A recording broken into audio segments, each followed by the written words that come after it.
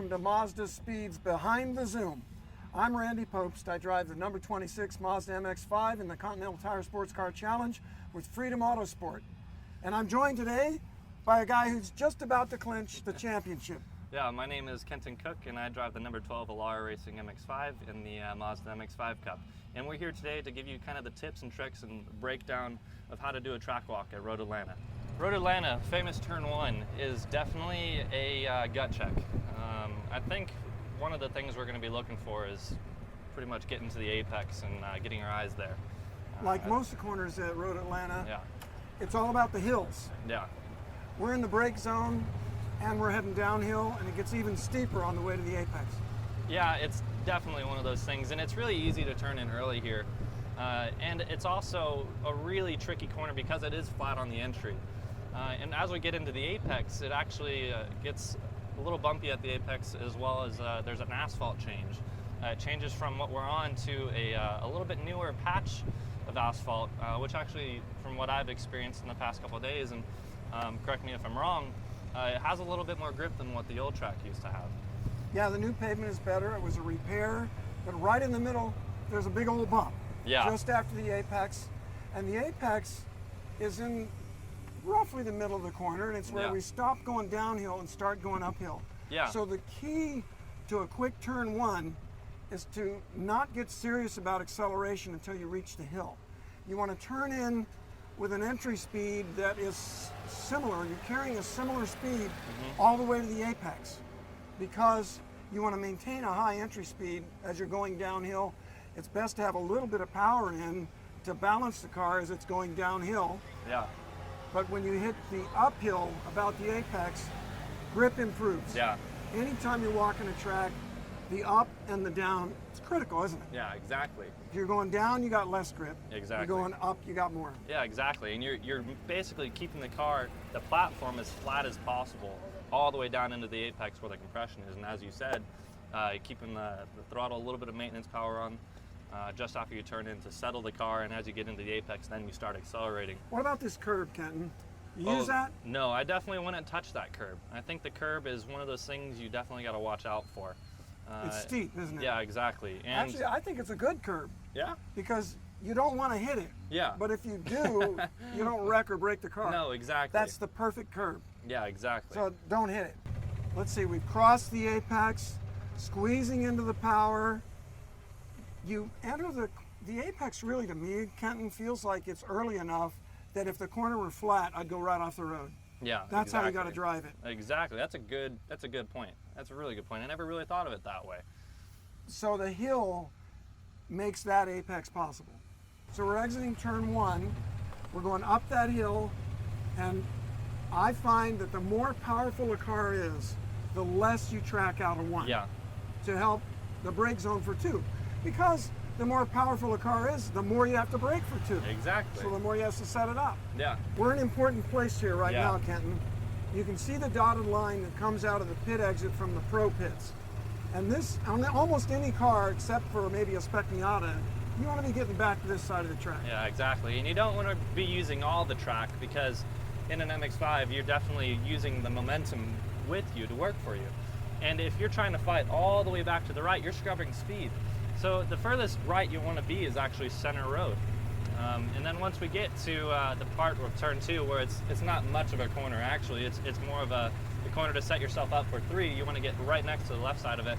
And there's a couple of hash marks on the road that you can use for a reference as a braking marker, and also the curve on the left side. And turn two really is a brake zone. It's Yeah. a cornering brake zone. Exactly. And that's why you set up for it in the coming up the hill through one, so you can get your straight line braking done. Don't go too far, because you No. hit the big curb, it's really rough. Exactly. But you want all of the low one, Yeah, definitely. especially an MX-5. Yeah, and even in an MX-5, as you can see, you can get a little bit of the white curb. As you can see right here, it can be a little bit of aggressive. As you can see, this curb, it's actually, That's your there's emergency three. last lap dive bomb pass. It's one of those ones you don't really want to touch. You can experiment with it, but it's not one of those curbs like at Mazda Raceway where there's red bumpers. You can get away with hitting this white one a few Yes, times. You're so. right, unlike Mazda Raceway. Yeah. So Ken, do you set up for this left-hander? In an MX-5, we definitely do not set up for this corner. You're So, tracking out all the speed you can. all the way. And we we're, do too. And we're actually using this curb, and sometimes we fall off Drive of on it? Yeah, we drive on it, and then we fall off of it as it kind of peels away from us in a sense. Instead of we're falling off of it, it goes away from us, and we're coming off of it right around here, actually. And we're going downhill. Yeah, we're on going this track downhill. walk, I can feel the hill. Yeah. It always seemed flat to me driving it. Yeah, it definitely gives you a different perspective. And as we crest into the famous S's of Road Atlanta, doing one of these track walks really gives you a good reference to how steep it really is. Yeah, it's still blind. We can't see the track ahead of us yet. You don't track very far out of that left-hander, which some people call turn 4. Yeah, exactly. So you can set up far left for dropping into the S's. Exactly. And it's one of the steepest parts of the course. And in most cars, it actually is flat. And definitely in the MX-5s, it's flat. Low-powered cars. Low-powered cars, it's definitely going to be easy flat. And it's really important. Set your car up for dropping into the S's at Road Atlanta, because it determines the speed all the way through the S's. Apex late in the bottom of the S's. So you can move the car a little bit left while you have all that great grip to help straighten up your brake zone for turn 5. And as we go into 5, we definitely got to be setting up left. So we do apex this last left-hander of the S's, so we get a good setup into 5. And look at this brake zone, Kenton. Is it straight? It is definitely not straight, and that's why setting up on the last corner of the part of the S's, at least going into the right-hander, which is part of turn 5, setting up left is going to be an easy way for you to actually get a straight line braking. So as we were in improve your braking. as we were doing in turn 2, going up the hill, we set up a little bit left here so we can get the car in a straight line when we do brake. Turn 5 here is like turn 2, smooth. Yeah. Smooth into it, pretty hard for a bit, and smooth out as you enter turn 5. Steep uphill left-hander. Big old curb here at turn 5. Yeah, really big. Don't use it in any low, stiff car. Definitely won't. But if you've got a relatively soft, Yeah, street-based kind of exactly. car, you might be able to use a lot of that. You can see the wear in the grass there, can't you? Yeah, some people do utilize that curb, and you don't want to be apexing this early. And that's why we used maybe a little bit of the curb to help us get a little bit wider radius. On the turn-in? Yeah, on the turn-in. And also when we do set up on the last part of the S's, it helps us get to the right a little bit. So we do have a little bit later turn-in here. As we're heading into turn 6, we're actually going to be coming into a bowl, like you said, and it does come up into another uphill braking zone. Yeah, we can see it forming ahead of us. Yeah. As And we ease across the road, kind of take your time.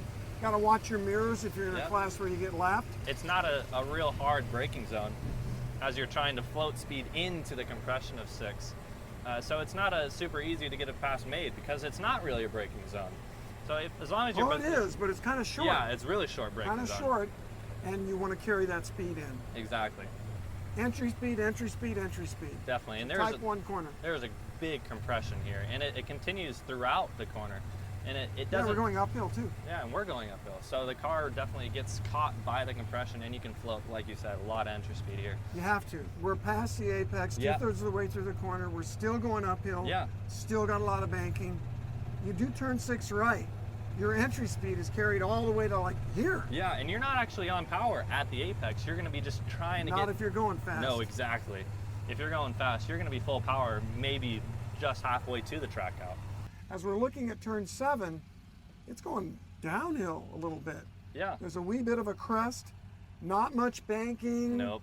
So it's not a high grip corner. No, definitely not a high grip corner. And it's one of those corners you're going to have to make sure you're not overcharging the center part of it. You don't try to get a whole lot of rotation in the center part of the corner, or sorry, at the beginning part of the corner. You want to get that thing squared off getting into it and get to power just at the apex, so we can then continue up the hill to the Mazda Bridge, going onto the long back straightaway. And as we're on the straightaway, it does curve a little bit. Yeah, we call it a straightaway, but look, it's curving. But in anything, this is flat out. Oh, it's cake. On the straightaway here, slowly easing across the road as long as traffic allows it. And you brought up a good point when the road did crest back there. and it came down, and you can't see another car that's maybe crashed or stopped. So on a track walk, it's a really good thing to make sure you look out for where all the corner worker stations are. We're heading for a major brake zone, major passing area. And this is the hardest braking zone on the track and an awesome passing opportunity.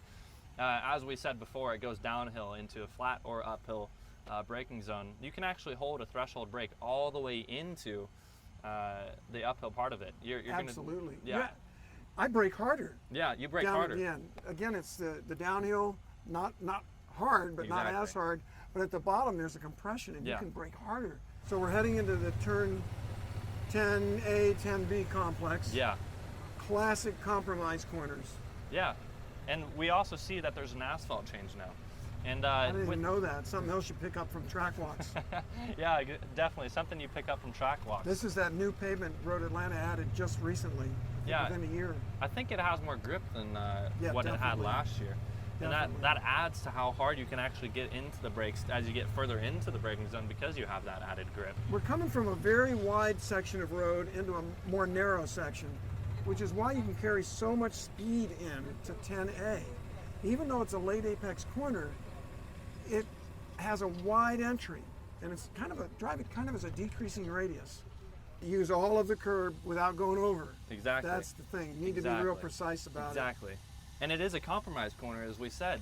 So we want to make sure we don't track out all the way to the right and make sure we can set up for left-hander so we can be full throttle in our low-powered MX-5s, so we can then treat this as a long, essentially our straightaway starts before turn 10B. We're starting our throttle application right here, and we're full throttle all the way through 10B. So you want to make sure you can stay full throttle by compromising 10A into 10B by staying a little bit to the left. We're coming on the bridge. I like to use that yellow. Yeah.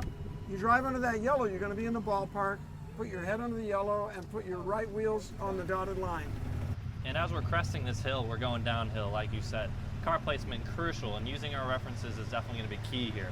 You track all the way to this curve, right? Yeah, track out all the way.